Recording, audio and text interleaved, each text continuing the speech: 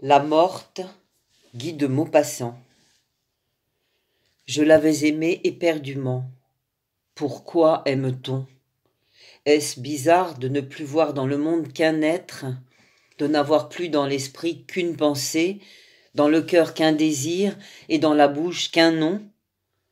Un nom qui monte incessamment, qui monte, comme l'eau d'une source, des profondeurs de l'âme, qui monte aux lèvres et qu'on dit, qu'on redit, qu'on murmure sans cesse partout, ainsi qu'une prière. Je ne conterai point notre histoire. L'amour n'en a qu'une, toujours la même. Je l'avais rencontrée et aimée, voilà tout. Et j'avais vécu pendant 1 an dans sa tendresse, dans ses bras, dans sa caresse, dans son regard, dans ses robes, dans sa parole, enveloppée, liée, emprisonnée dans tout ce qui venait d'elle, d'une façon si complète que je ne savais plus s'il faisait jour ou nuit, si j'étais mort ou vivant, sur la vieille terre ou ailleurs. Et voilà qu'elle mourut. Comment? Je ne sais pas. Je ne sais plus. Elle rentra mouillée un soir de pluie, et le lendemain elle toussait. Elle toussa pendant 1 semaine environ et prit le lit. Que s'est-il passé? Je ne sais plus. Des médecins venaient, écrivaient, s'en allaient. On apportait des remèdes. Une femme les lui faisait boire.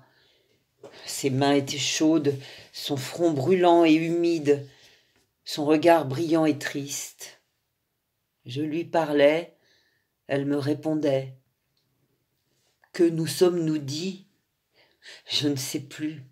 J'ai tout oublié, tout. Elle mourut.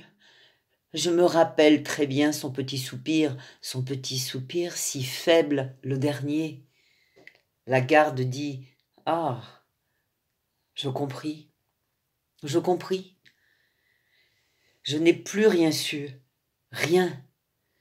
Je vis un prêtre qui prononça ce mot « Votre maîtresse ». Il me sembla qu'il l'insultait. Puisqu'elle était morte, on n'avait plus le droit de savoir ça. Je le chassai. Un autre vint qui fut très bon, très doux. Je pleurai quand il me parla d'elle. On me consulta sur 1000 choses pour l'enterrement. Je ne sais plus. Je me rappelle cependant très bien le cercueil, le bruit des coups de marteau quand on la cloua dedans. Ah, mon Dieu! Elle fut enterrée, elle, dans ce trou. Quelques personnes étaient venues, des amis. Je me sauvai, je courus. Je marchai longtemps à travers des rues, puis je rentrai chez moi. Le lendemain, je partis pour un voyage. Hier, je suis rentrée à Paris. Quand je revis ma chambre, notre lit, nos meubles, toute cette maison où était resté tout ce qui reste de la vie d'un être après sa mort, je fus saisie par un retour de chagrin si violent que je faillis ouvrir la fenêtre et me jeter dans la rue. Ne pouvant plus demeurer au milieu de ces choses, de ces murs qui l'avaient enfermée, abritée, et qui devaient garder dans leurs imperceptibles fissures 1000 atomes d'elle, de sa chair et de son souffle, je pris mon chapeau afin de me sauver. Tout à coup, au moment d'atteindre la porte, je passai devant la grande glace du vestibule qu'elle avait fait poser là pour se voir des pieds à la tête, chaque jour, en sortant, pour voir si toute sa toilette allait bien, si elle était correcte et jolie, des bottines à la coiffure. Et je m'arrêtai net en face de ce miroir qu'il avait si souvent reflété, si souvent, qu'il avait dû garder aussi son image. J'étais là, debout, frémissant, les yeux fixés sur le verre plat, profond, vide, mais qu'il avait contenu tout entière, possédée autant que moi, autant que mon regard passionné.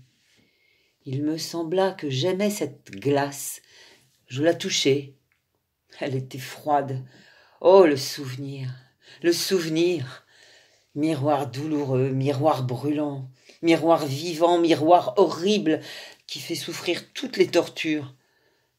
Heureux les hommes dont le cœur, comme une glace où glissent et s'effacent les reflets, oublie tout ce qu'il a contenu, tout ce qui a passé devant lui, tout ce qui s'est contemplé, miré dans son affection, dans son amour. Ah, comme je souffre. Je sortis et, malgré moi, sans savoir, sans le vouloir, j'allai vers le cimetière. Je trouvai sa tombe toute simple, une croix de marbre avec ces quelques mots. Elle aima, fut aimée et mourut. Elle était là, là-dessous, pourrie. Quelle horreur! Je sanglotais le front sur le sol. Et j'y restai longtemps, longtemps. Puis je m'aperçus que le soir venait. Alors, un désir bizarre, fou, un désir d'amant désespéré s'empara de moi. Je voulus passer la nuit près d'elle, dernière nuit à pleurer sur sa tombe.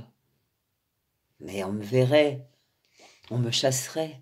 Comment faire? Je fus rusé, je me levai et me mis à errer dans cette ville des disparus.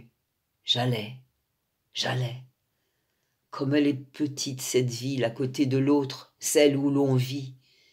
Et pourtant, comme ils sont plus nombreux que les vivants, ces morts. Il nous faut de hautes maisons, des rues, tant de places. Pour les 4 générations qui regardent le jour en même temps, boivent l'eau des sources, le vin des vignes et mangent le pain des plaines. Et pour toutes les générations des morts, pour toute l'échelle de l'humanité descendue jusqu'à nous, presque rien, un champ, presque rien. La terre les reprend, l'oubli les efface. Adieu. Au bout du cimetière habité, j'aperçus tout à coup le cimetière abandonné, celui où les vieux défunts achèvent de se mêler au sol, où les croix elles-mêmes pourrissent, où l'on mettra demain les derniers venus. Il est plein de roses libres, de cyprès vigoureux et noirs, un jardin triste et superbe, nourri de chair humaine. J'étais seul, bien seul. Je me blottis dans un arbre vert, je m'y cachai tout entier entre ses branches grasses et sombres, et j'attendis, cramponné au tronc comme un naufragé sur une épave. Quand la nuit fut noire, très noire, je quittai mon refuge et me mis à marcher doucement, à pas lents, à pas sourds, sur cette terre pleine de morts. J'errai longtemps, longtemps, longtemps. Je ne la retrouvais pas. Les bras étendus, les yeux ouverts, heurtant des tombes avec mes mains, avec mes pieds, avec mes genoux, avec ma poitrine, avec ma tête elle-même. J'allais sans la trouver. Je touchais, je palpais comme un aveugle qui cherche sa route. Je palpais des pierres, des croix, des grilles de fer, des couronnes de verre, des couronnes de fleurs fanées. Je lisais les noms avec mes doigts, en les promenant sur les lettres. Quelle nuit! Quelle nuit! Je ne la retrouvais pas. Pas de lune. Quelle nuit! J'avais peur, une peur affreuse dans ces 3 sentiers entre 2 lignes de tombes. Des tombes, des tombes, des tombes! Toujours des tombes! À droite, à gauche, devant moi, autour de moi, partout, des tombes! Je m'assis sur l'une d'elles, car je ne pouvais plus marcher tant mes genoux fléchissaient. J'entendais battre mon cœur, et j'entendais autre chose aussi. Quoi? Un bruit confus, innommable. Était-ce dans ma tête affolée, dans la nuit impénétrable ou sous la terre mystérieuse, sous la terre ensemencée de cadavres humains, ce bruit? Je regardais autour de moi. Combien de temps suis-je resté là? Je ne sais pas. J'étais paralysé par la terreur. J'étais ivre d'épouvante, prêt à hurler, prêt à mourir. Et soudain, il me sembla que la dalle de marbre sur laquelle j'étais assis remuait. Certes, elle remuait, comme si on l'eût soulevée. D'un bond, je me jetai sur le tombeau voisin et je vis, oui, je vis la pierre que je venais de quitter se dresser toute droite. Et le mort apparut, un squelette nu qui, de son dos courbé, la rejetait. Je voyais très bien, quoique la nuit fût profonde. Sur la croix, je pus lire « Ici repose Jacques Olivant, décédé à l'âge de 51 ans. Il aimait les siens, fut honnête et bon, et mourut dans la paix du Seigneur. » Maintenant, le mort aussi lisait les choses écrites sur son tombeau. Puis il ramassa une pierre dans le chemin, une petite pierre aiguë, et se mit à les gratter avec soin ces choses. Il les effaça tout à fait, lentement, regardant de ses yeux vides la place où tout à l'heure elles étaient gravées.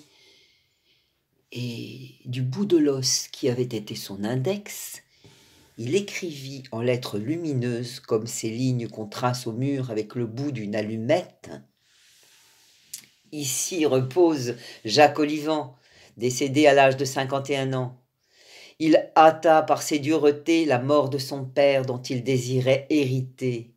Il tortura sa femme, tourmenta ses enfants, trompa ses voisins, vola quand il le put et mourut misérable. » Quand il eut achevé d'écrire, le mort immobile contempla son œuvre. Et je m'aperçus, en me retournant, que toutes les tombes étaient ouvertes, que tous les cadavres en étaient sortis, que tous avaient effacé les mensonges inscrits par les parents sur la pierre funéraire pour y rétablir la vérité.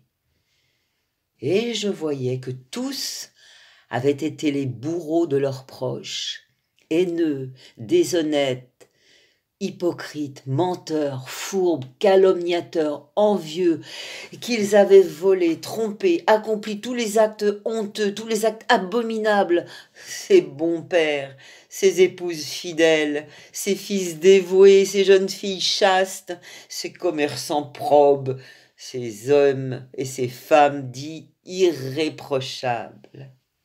Ils écrivaient tous en même temps, sur le seuil de leur demeure éternelle, la cruelle, terrible et sainte vérité que tout le monde ignore ou feint d'ignorer sur la terre.